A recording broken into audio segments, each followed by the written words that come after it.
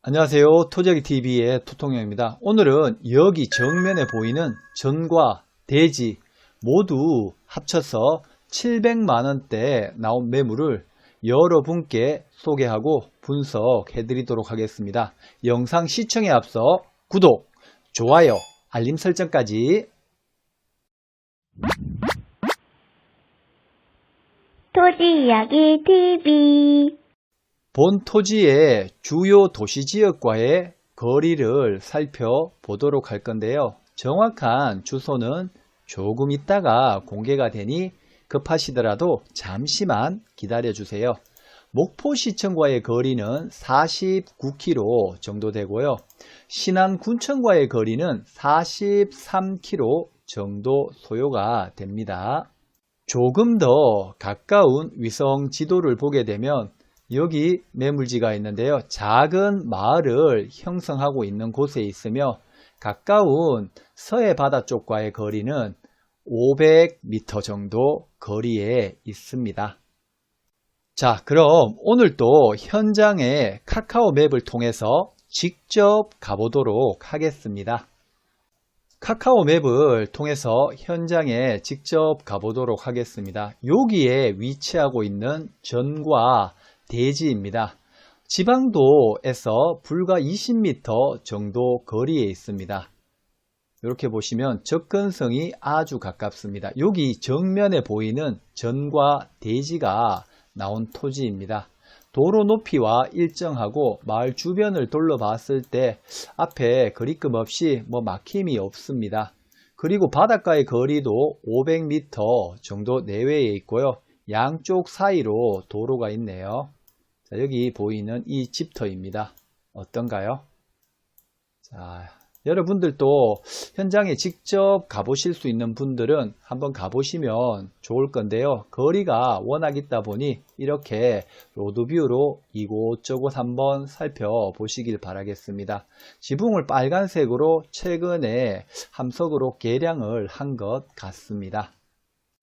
이 토지는 한국자산관리공사의 공매 토지로서 물건의 관리 번호는 2020-11898-003, 주소지는 전남 신안군 안자면 방월리 424-424번지와 425-1번지의 토지이고요. 면적을 보게 되면 대지 251제곱미터, 76평과 전 96제곱미터 29평이 나왔는데요. 모두 해서 104.96평.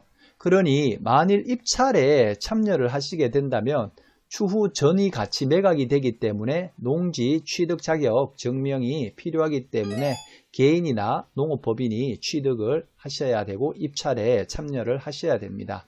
감정가는 715만 4,800원으로서 평당 68,200원에 감정이 되었습니다. 자, 그러면 국토부 실거래가를 보니 최근 대지가 거래가 된 사례를 보니까 거래가 시골이다 보니 잘 이루어지지는 않았고요. 바로 200m, 목적지에서 200m 인근에 2014년 8월에 19만원에 거래가 되었습니다.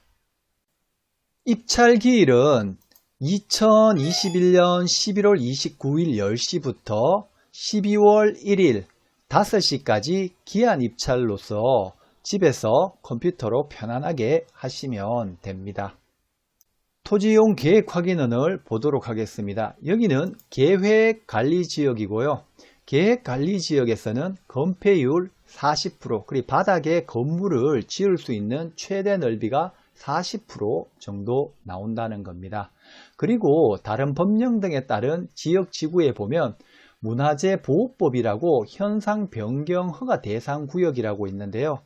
여기서 보게 되면 문화재가 여기 신안 안자 방월리 지석 묘군 문화재가 본 토지로부터 조금 떨어져 있는데요. 실질적으로 문화재 1구역, 2구역 이런 구역이 아니기 때문에 큰 제약은 없지만 현상 변경을 할 때는 허가 대상이라는 말씀을 드리고 싶습니다. 본 토지의 등기부 등본을 보게 되면 윤땡땡님의 단독 소유이고요. 공매 토지와 불과 얼마 떨어지지 않는 곳에 거주하는 것으로 보여집니다. 정확한 주소지는 개인정보라서 공개를 해드리지 못할 것 같습니다. 여기 보시게 되면 이 공매 토지에서 불과 얼마 떨어지지 않는 이 주소지에 최근 등기 이전을 하셨는데요.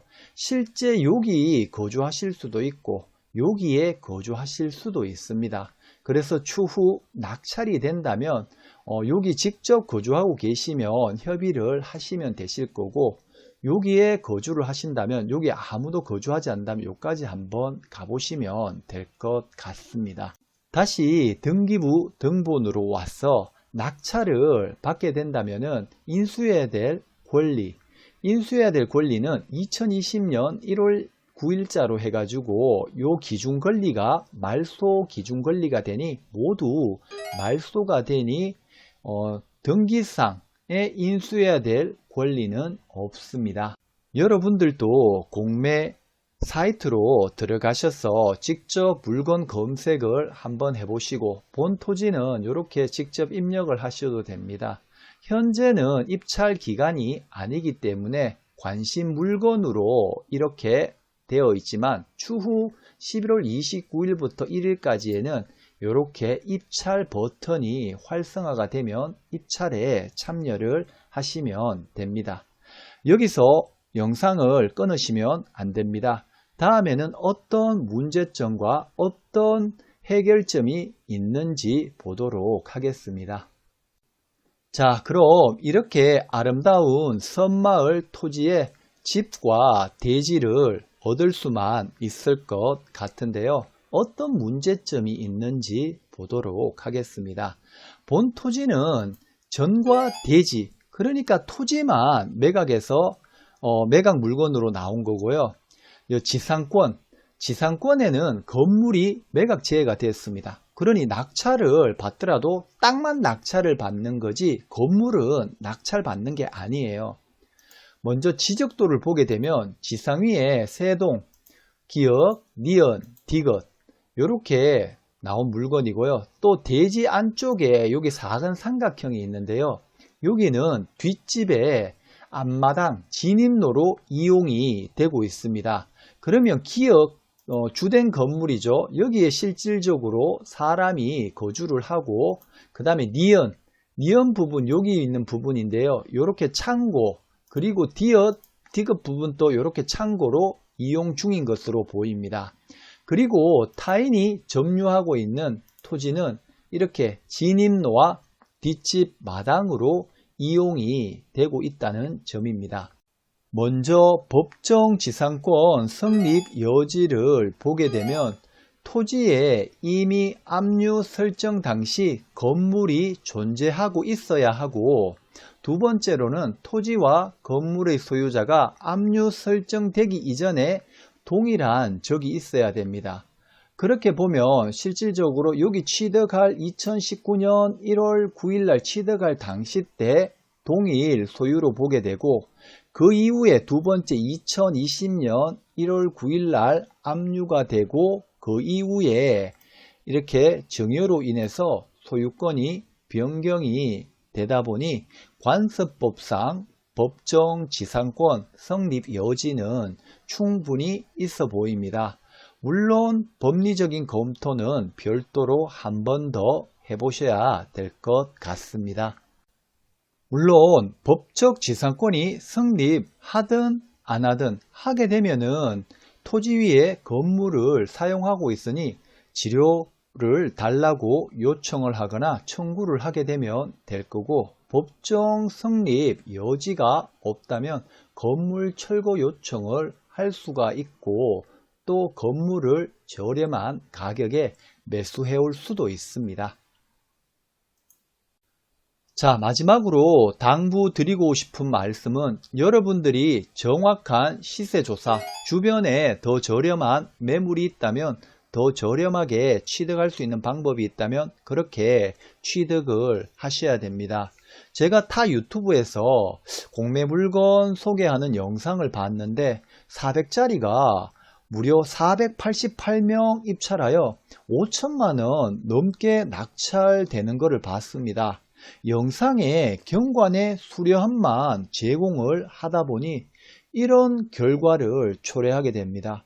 주변 시세보다 무려 5배, 6배 더 주고, 그리고 토지 이용 계획상에 그 작은 100평 안에 접도구역이 반텀 이상 그 공법상 제한이 있어서 건축이 제한이 있는데 이러한 점 없이 전혀 영상이 나가다 보니 너무 높게 낙찰이 되게 됩니다. 우리 토지이야기 TV 구독자 여러분은 스마트한 지식인이지 않습니까? 그래서 토지이야기 TV는 법적 제한, 하자 등을 안내해드리고 또 이런 장점, 단점이 있음을 알려드리는 거니 꼭 토지이야기 TV 채널을 구독을 하셔야 됩니다. 물론 낙찰에 있어서 투자의 책임은 분명히 여러분께 있습니다.